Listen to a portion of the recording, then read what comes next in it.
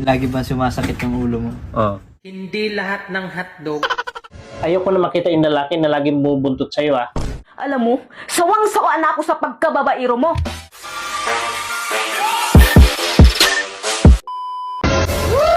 Hindi lahat ng hotdog sa freezer pinatigas. Yung iba sa mainit na butas.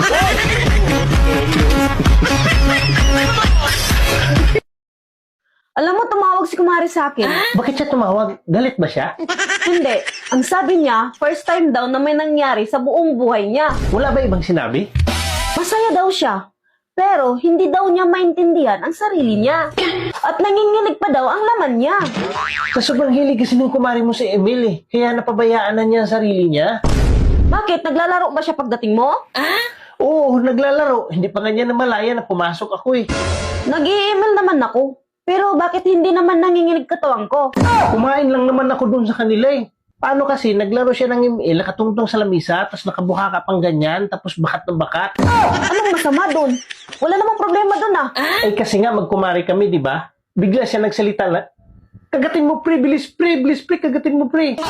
Oh, natataranta ako, ang ginawa ko, kinagat ko rin agad. Ay, tanga sa email yun, hindi ikaw.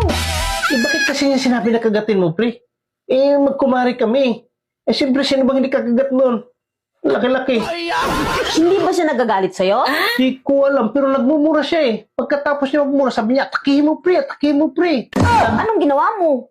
Natataranta na ako eh. Kaya ang ginawa ko, inatake ko na ng husto.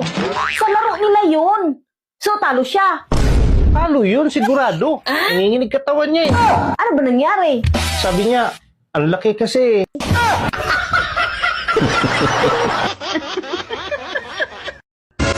Ayoko na makita yung lalaki na laging bumubuntot sa'yo, ah. Kahit alam niyang may asawa ka, nanliligaw pa rin sa'yo. Tandaan mo yan. Oo, Han. Hindi mo na yun makikita at hindi na rin yun manliligaw sa akin. Ay, buti naman, tumigil na siya. Siguro, naiintindihan na niya na mali yung ginagawa niya. Oo, Han. Gumawa na rin ako ng paraan para tumigil siya. Diyan ako believe sa'yo, Han. Dahil hindi mo inasa sa akin lahat at mahusay ka mag-isip. Oo, Han. Hindi na yun magpapakita dito at hindi na rin yun manliligaw sa akin. Yan ang asawa ko. Hindi lang matalino, mandiskarte pa. At hindi ako nagkakamali na ikaw yung napapangasawa ko. Swerte ko sa'yo. Kaya pala, ano palang ginawa mo? Bakit bigla na nahimik yung lalaking yun? Ako na pumupunta sa bahay nila araw-araw.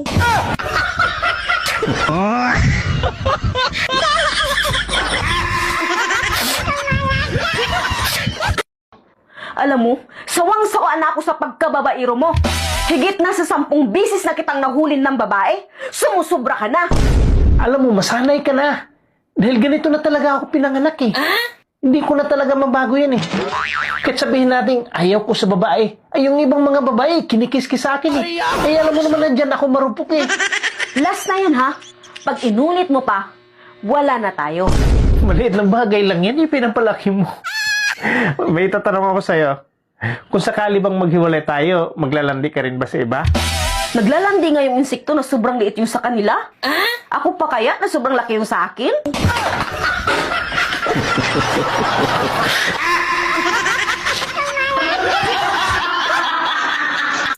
Lagi ba sumasakit yung ulo mo? Oo. Ala, baka bobo ka. Pag naasar ako, pitikin ko talaga yan sa'yo. Sa'yo yung pitikin mo, huwag sa akin. Nang mababae ka pa rin? Kailan ka ba talaga titigil? Bakit mo ako patigilin? Sa sobrang daming magaganda, paano na sila? Kung sino pa yung reject, siya pa yung mahilig. Paano mo nasabing reject ako? Di ba pag nag-harvest ng mga prutas, bukod sa nabibiyak, ano pa yung nire-reject? Mga maliliit. Oo, maliit yung sa'yo eh. Kung ganyan man lang na i-reject ako, tahiin nyo na lang yun sa inyo. Kung tatahiin namin, maraming lalaking magbibigti. Reject din naman yung sa inyo ah. Paano naging reject ang malaki? Tapos masarap pa. Alin ang reject doon? Hindi mo ba napansin? Paano naging reject ang malaki? Eh yun nga yung kinukuha eh. Reject talaga yan kasi may biyak na. Tsaka medyo may amoy pa.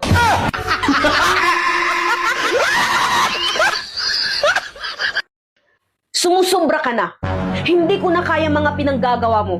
Kaya maghiwalay na tayo. Tingnan mo yung bunganga mo, parang puwit ng manok. Dada ka ng dada. Ano bang ginagawa ko sa'yo? Wala naman ah. Yung sobrang pagkababaero mo, hindi mo ba ginawa sa akin? Pangit ka na nga, babaero ka pa. Kung pangit ako, ba't nila ako nagustuhan? Tsaka ikaw, bakit mo ako pinatulan? Kung pangit ako. Kasi magaling ka mambula. Hindi ibig sabihin gwapo ka. Sa totoo lang, sobrang pangit mo. Alalahanin mo, pagka magkapareho yung balaybo, magkakasamang lumipad yan. Eh kung pangit ako, pinatulan mo ako eh. So ibig sabihin, pareho yung balahibo natin. Lahing pangit.